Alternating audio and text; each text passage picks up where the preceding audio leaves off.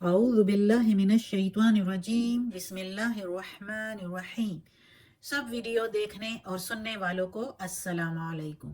ہمارے چینل کے پیارے ویورز، آج ہم تلاوت کریں گے سورہ ہود کی آیت نمبر 117، 118 اور 119، یعنی کہ آیت نمبر 117، 118 اینڈ 119 انشاءاللہ تلاوت کریں گے ترجمہ کے ساتھ اور تفسیر کے ساتھ۔ تو چلیں شروع کرتے ہیں آج کا سبق، لیکن شروع کرنے سے پہلے چینل کو سبسکرائب کریں، بیل نوٹیفیکیشن کو آن کریں تاکہ اگلی ویڈیو آپ کو آسانی سے ملتی رہیں، اور ہو سکے تو شیئر بھی کریں تاکہ زیادہ سے زیادہ لوگ دیکھیں، آپ کو بھی زیادہ ثواب ملے اور مجھے بھی۔ تو چلیں اب شروع کرتے ہیں آج کا سبق۔ اعوذ باللہ من الشیطان الرجیم بسم اللہ الرحمن الرحیم۔ وما اور نہیں، کانا ہے یا اور نہیں ہے، رب کا رب تیرا، لیہلک القری کہ ہلاک کر دے بستیوں کو، بظلم ساتھ ظلم ہے، ظلم کے، وَأَهْلُهَا اور رہنے والے اس کے، وا کے میننگ اور اہلو کے میننگ رہنے والے، ہاں اس کے یعنی اس بستی کے، مصلحون نیک ہو، صالح ہو۔ اور نہیں ہے تیرا رب یہ کہ ہلاک کر دے بستیوں کو ساتھ ظلم کے اور رہنے والے اس کے ہوں نیک۔ یعنی اس آیت میں اللہ تعالیٰ کہتا ہے، کیونکہ اس صورت میں پچھلی رکوعوں میں بستیوں کے احوال سنائے گئے ہیں، بتائے گئے ہیں، اللہ تعالیٰ نے اپنے کلام میں بیان فرمایا ہے، اور ان کی ہلاکت اور ان پر جو عذاب آئے ہیں وہ بیان فرمایا ہے۔ پچھلے جتنے بھی احوال گزرے ہیں اس صورت میں، تو اللہ تعالیٰ کہتا ہے کہ جتنی بھی بستیوں کو ہلاک کیا ہے، جس کے احوال بتائے ہیں اور کچھ کے احوال نہیں بھی بتائے، ہم نے پڑھا ہے نا اسی صورت میں پچھلے اسبات میں کہ کچھ احوال اللہ تعالیٰ نے محمد صلی اللہ علیہ وآلہ وسلم پر نازل نہیں فرمائے، کچھ پیغمبروں کے احوال، اور کچھ کے بتائے ہیں۔ تو اب جس کے بتائے بھی ہیں اور وہ ہلاکت کا باعث بنے ہیں، وہ ان پر عذاب آئے ہیں، اور کچھ کے احوال نہیں بھی بتائے، تو سب پر جو بھی بستیاں ہیں ہلاکت کا باعث بنی ہیں، تو وجہ کیا تھی؟ اللہ ایسے کسی کو نہیں پکڑتا۔ چیز ایک ہی تھی جس کی بنا پر وہ ہلاکت کا عذاب کا کے مستحق بنے تھے۔ اس چیز نے جس نے ان کو ہلاکت میں ڈالا وہ یہ تھی کہ اللہ تعالیٰ نے جب بھی کسی قوم کو اپنی نعمتوں سے نوازا اور وہ خوشحالی کے نشے میں جب مست ہوئے، مست ہو کر نافرمان ہو گئے، فساد برپا کرنے لگے زمین پر، اور روکنے والا کوئی نہ رہا، کوئی اس میں روکنے والا نہ رہا، اور اگر کچھ نیک لوگ رہے بھی تو وہ اتنے کم تھے یا ان کی آواز اتنی کمزور تھی کہ وہ فساد کو نہ روک سکے۔ تو ایسے حالات میں پھر اللہ تعالیٰ نے ان پر عذاب لایا اور وہ ہلاک ہو گئے۔ تو اللہ کہتا ہے کہ تیرا رب جو ہے وہ کسی بستی کو ظلم کر کے ہلاک نہیں کرتا، ایسے ہی کسی کو پر ظلم نہیں کرتا کہ وہاں کے لوگ نیک ہو اور اللہ ان پر عذاب لائے۔ اللہ تو اپنے بندوں سے بہت پیار کرتا ہے، اور جو نیک بندے ہو تو تقوی اور پرہیزگاری پر اللہ نے درجات دیے ہوئے کہ جو جتنا نیک اور مخلص ہوگا اتنا ہی اس کا درجہ بلند ہوگا۔ تو اللہ اپنے نیک بندوں پر کبھی بھی عذاب نہیں لاتا۔ جب لوگ خود اس اپنے لیے جو ہے نقصان کا سوچتے ہیں اور کرتے ہیں، برائیاں پہ برائیاں کرتے جاتے ہیں، تو پھر اللہ تعالیٰ ان پر عذاب لاتا ہے، اور وہ عذاب کے مستحق ہو جاتے ہیں، تو تب اللہ ان پر عذاب لاتا ہے۔ اگلی آیت ہے وَلَوْ شَاءَ اور اگر چاہتا ربک رب تیرا، لَجَعَلَ النَّاسَ تو بنا دیتا لوگوں کو، أُمَّةً وَاحِدَةً وَلَا يَزَالُونَ تو ایک ہی، واحدتاً ایک ہی، امتاً امت بنا دیتا، ایک ہی فرقہ بنا دیتا، وَلَا يَزَالُونَ اور ہمیشہ، جب لا ہوتا ہے وہ بھی نہیں، اور یزالون کے میننگ زوال، تو دو جب ایسی منفی الفاظ اکٹھے ہو جائیں تو اس کا مطلب ہو جاتا ہے ہمیشہ، اور نہیں یزالون زوال، مختلفین یعنی ان میں اختلاف کا۔ تو ہمیشہ ان میں اختلاف رہے گا. اس کا ہم آسان ترجمہ کریں تو اس طرح، اور ہمیشہ اختلاف میں رہیں گے. اب یہ تو ترجمہ ہے، ترجمے سے اس طرح سمجھ نہیں آئے گی، تفسیر میں اب بتاتے ہیں. تو تفسیر بھی میں کہتی ہوں اس اگلی آیت کا بھی ساتھ کر لیتے ہیں، تب ہی ایک ساتھ صحیح سمجھ آئے گی. یعنی ہمیشہ وہ اختلاف میں رہیں گے. الا مگر من رحمہ، جس پر رحم کرے، ربک تیرا رب، وَلِذَالِكَ خَلَقَهُمْ اور اسی لیے پیدا کیا ان کو، وَتَمَّتْ اور تمام کر دے یعنی پوری کر دے، کلمتو بات، ربک تیرا رب، لَأَمْلَأَنَّ ضرور ہی ضرور بھر دوں گا، جہنم جہنم کو، من الجنت جنوں سے، والناس اور انسانوں سے، اجمعین اکھٹے، سارے جمع کر کے، جن اور انسان دونوں کو سے دوزخ بھرا جائے گا. اب اس دونوں آیتوں میں اللہ تعالیٰ کہتا ہے کہ اگر اللہ چاہتا تو لوگوں کو ایک ہی امت بنا دیتا. اللہ کر سکتا تھا، سارے ایک ہی بات کرتے، کوئی اختلاف ان میں نہ پڑتا. لیکن ادھر ہے کہ وہ اختلاف میں ہیں.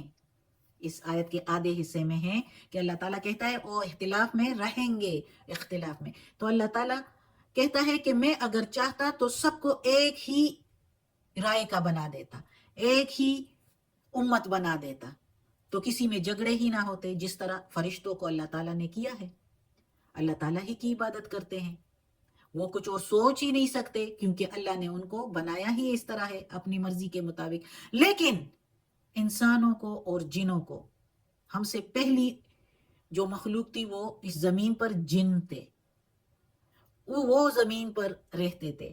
بعد میں اللہ تعالیٰ نے انسانوں کو بنایا، آدم علیہ السلام کو بنایا اور اس کو نائب بنایا زمین پر، اپنا پیغمبر بنایا. یعنی پھر جنوں میں سے کوئی پیغمبر نہیں، انسانوں میں پیغمبر بنے، کیونکہ اللہ تعالیٰ نے ایک اور مخلوق انسانوں کی بنائی، اور انسانوں کے لیے دوزخ اور جنت بنائے، اور اس سے پہلے مخلوق جو جنات ہے ان کے لیے بھی دوزخ اور جنت ہے. تو دوزخ میں جو برے اعمال کریں گے وہ لوگ جائیں گے. تو اب اگلی آیت میں یہ ساتھ جڑا ہوا ہے، اس جگہ واحدتاً کے بعد اگر ہم اس کی تفسیر کر لیں کہ اللہ اگر چاہتا رحم کرتا ہے کسی پر، یعنی سارے اختلاف میں رہیں گے، لیکن جس پر کرے رحم اللہ، یعنی اللہ جس پر رحم کرے مطلب ان کو نیک رکھے، جو نیک لوگ ہیں ان پر اللہ کا رحم ہے. لیکن یہ بات، اس سے یہ بات یہ نہیں ہے، مطلب یہ نہیں ہے اس بات کا کہ اللہ جس کو چاہتا ہے تو اس پر رحم کرتا ہے، اور جس کو نہیں چاہتا اس کو برائی میں ڈالتا ہے، وہ دوزخ میں ڈالے جائیں گے. یہ بات نہیں ہے. اللہ کو اپنے سارے بندوں سے ایک جیسا پیار ہے. اگر کسی کو بہت امیر بنایا ہے اور بہت آسائشیں دی ہیں یا نیک بنایا ہے، تو اس کا مطلب یہ نہیں ہے کہ وہ اللہ کو پسند ہے. وہ بھی آزمائش میں ہے کہ وہ کس طرح اس دولت کا استعمال کر رہے ہیں. اور جس کو غریب بنایا ہے تو وہ یہ نہ سمجھے کہ وہ اللہ کو پسند نہیں ہے اس لیے غریب بنایا ہے. اس کی بھی آزمائش ہے کہ اللہ تعالیٰ کہتا ہے میرا یہ بندہ غربت میں کیسے شکر ادا کرتا ہے کہ نہیں.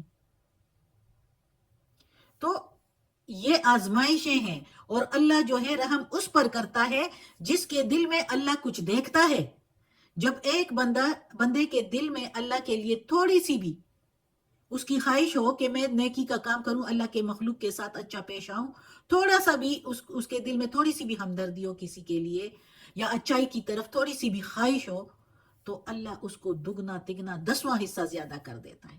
اللہ اس کو اپنی طرف اور زیادہ کر دیتا ہے. پھر اللہ کی رحم ہو جاتی ہے اس بندے پر، مہربانی ہو جاتی ہے، اور وہ اللہ کے قریب ہوتا جاتا ہے. اگر اس کے دل میں خود تھوڑی سی بھی خواہش ہو، اگر اس کے کسی کے دل میں یہ خواہش ہی نہ ہو، اور وہ برائی کی طرف جا رہا ہو، وہ شیطان کے راستے پر جا رہا ہو، اور وہ اسی باتوں کو اور اسی کاموں کو پسند کرتا ہو جو شیطان کے ہیں،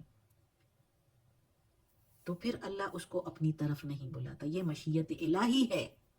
اللہ نے اس کائنات کا وجود ہی اس بنا پر رکھا ہے کہ سارے حیوانات، نباتات کو جس طرح اللہ تعالیٰ نے اپنے اختیار میں رکھا ہے کہ وہ جو کچھ بھی ہوتا ہے اس میں تو اللہ کے ہاتھ میں ہے، لیکن انسانوں کو اللہ نے خود مختار چھوڑا ہے، جنوں کو بھی اور انسانوں کو بھی۔ ادھر زیادہ تر ذکر انسانوں کا ہے، اس لیے ہم انسانوں کا ذکر کریں گے، لیکن جب کہ کہا گیا ہے کہ دوزخ کو جنات سے بھی بھریں گے، تو اس لیے میں جنات کا بھی ذکر کر رہی ہوں۔ تو اللہ تعالیٰ نے انسان کو خود مختار چھوڑا ہے، اور اللہ تعالیٰ دیکھتا ہے کہ یہ میرے سیدھے راستے پر جنت کے راستے کو سلیکٹ کرتا ہے یا دوزخ کے راستے پر چلتا ہے۔ اللہ نے دوزخ اور جنت بھی تیار کر دی، اور اس کا ذکر بھی مختلف کتنے انبیاء بھیجے ہیں، اور ان کے ذریعے یہ حالات، یہ احوال بتا کر بھیجے ہیں، بیان کر کے مختلف انبیاء کو۔ تورات میں بھی یہ احوال آئے ہیں، انجیل میں بھی آئے ہیں، اب قرآن میں بھی ہیں۔ تو اللہ تعالیٰ بتاتا ہے کہ انسان کچھ سیکھ لے، کچھ عبرت لے لیں اور غلط کام نہ کریں۔ اگر اللہ تعالیٰ نے انسان کو ایک ہی امت بنانا ہوتا تو پھر دوزخ اور جنت کیوں بناتے؟ پھر انبیاء کو کیوں بھیجتے؟ پھر ایک ہی امت ہوتی، ساری ہی جنت میں جاتی، ایک ہی رائے ان کی ہوتی، سارے ہی جنت میں رہتے، دوزخ پھر کیوں بنایا جاتا؟ اس لیے کہ اللہ تعالیٰ نے انسان کو خود مختار چھوڑا کہ وہ میرے راستے پر آتا ہے کہ نہیں۔ یہ دنیا امتحان کی جگہ بنائی ہوئی ہے، ٹیسٹ کی جگہ ہے، آزمائش کی جگہ ہے۔ ادھر کون کس راستے پر چلتا ہے، اپنے لیے کیا چوز کرتا ہے، کون سا راستہ چوز کرتا ہے، جنت والا راستہ چوز کرتا ہے، اچھائی کا، نیکی کا، بھلائیوں کا، دوسروں کے لیے بھی اچھا سوچنا، اپنے لیے بھی، جو اپنے لیے اچھا سوچے دوسروں کے لیے بھی وہی سوچے، تو وہ جنت کا راستہ۔ اور جو برائیوں کا راستہ چوز کرے، جو دوسرے انسان، ظاہر ہے جو برائی سوچے گا تو وہ دوسرے انسانوں کا سوچے گا ہی نہیں کہ میں جو کام کر رہا ہوں برا، اس سے کوئی اور افیکٹ ہوتا ہے کہ نہیں۔ اب فار ایگزامپل کوئی رشوت لیتا ہے، دوسرے لوگ افیکٹ ہوتے ہیں نا، اس لیے تو اللہ نے رشوت کو حرام ٹھہرایا ہے۔ کسی اور کا حق مارنا، کسی چیز جگہ پر قبضہ کر لینا، چوری کر لینا، یہ سارے دوسروں کے حق تلفی ہے نا۔ ملاوٹ کر لینا دوسروں کی حق تلفی ہے نا، کم تولنا۔ تو اس لیے یہ چیزیں جو ہیں، یہ وہ بندہ کرتا ہے جو شیطان کے راستے پر چلتا ہے، اور جس کے دل میں تھوڑا سا بھی ڈر آ جائے اللہ کی طرف آنے کا، وہ سوچے بھی تو اللہ اس کو چلا دیتا ہے، سوچنے کی بجائے اللہ اس راستے پر چلا دیتا ہے۔ تو اس لیے اللہ تعالیٰ نے ادھر کہا ہے کہ جس پر رحم کیا تیرے رب نے، یعنی جس نے تھوڑا سا سوچا تو اللہ نے اس کو چلا دیا، اور اللہ نے یہ بات پوری کرنی تھی، یعنی اللہ نے انسان کو خود مختار چھوڑا کہ وہ جنت کی طرف جاتے ہیں یا دوزخ کی طرف، اور پھر دوزخ کو بھر دوں گا جو برے لوگ ہوں گے جو شیطان کے راستے پر جائیں گے۔ یہ اب اگر بولیں گے تو بہت بات لمبی ہو جائے گی کہ اللہ تعالیٰ نے شیطان نے مہلت لی تھی نا اللہ سے، تو اس لیے اللہ نے کہا کہ جو تیرے راستے پر چلے گا اس کے لیے میں نے جہنم بنا دیا ہے، جہنم کو بھر دوں گا تمہارے سمیت ان سب سے۔ اللہ تعالیٰ نے شیطان سے کہا تھا، ابلیس سے۔ تو وہی بات اللہ نے پھر پوری کرنی ہے، کیونکہ اللہ تعالیٰ نے انسان کو خود مختار چھوڑا ہے۔ یہ نہیں کہ برائیاں اللہ کروا رہا ہے، وہ خود برائیاں کرتا ہے، اللہ نے آزاد چھوڑا ہے، اور پھر اس کے لیے دوزخ تیار کی ہوئی ہے، اور ان سب لوگوں سے اور ان سب جنات سے جو برے کام کریں گے تو دوزخ اس سے بھر دیا جائے گا۔ اللہ ہم سب کو بچائے، اللہ ہمیں سیدھے راستے پر چلائے، اس راستے پر جو اللہ کو پسند ہے، اور اللہ کو پسند بھی ہے، اور اللہ اس راستے پر جنت دے گا، تو اللہ ہمیں اس راستے پر چلائے۔ آمین۔ صدق اللہ العظیم۔ آج کا سبق ختم ہوتا ہے، اللہ ہمیں توفیق دے اس قرآن مجید کا ترجمہ مکمل کرنے کی اور اس پر عمل کرنے کی توفیق دے، یا پروردگار یا رب العالمین۔ یہ تیرے کلام قرآن مجید کی تلاوت کی ہے ترجمہ اور تفسیر کے ساتھ، یا اللہ اس میں کوئی غلطی ہوئی ہو تو معاف کر دینا، تو معاف کرنے والا مہربان ہے یا اللہ۔ اور ہمیں عافیت والے معاملات دے، ہماری بیماریاں، تکالیف، پریشانی اور برائیاں ہم سے دور کر دے، ہمیں اپنے نیک اور صالح لوگوں میں شامل کر دے۔ آمین۔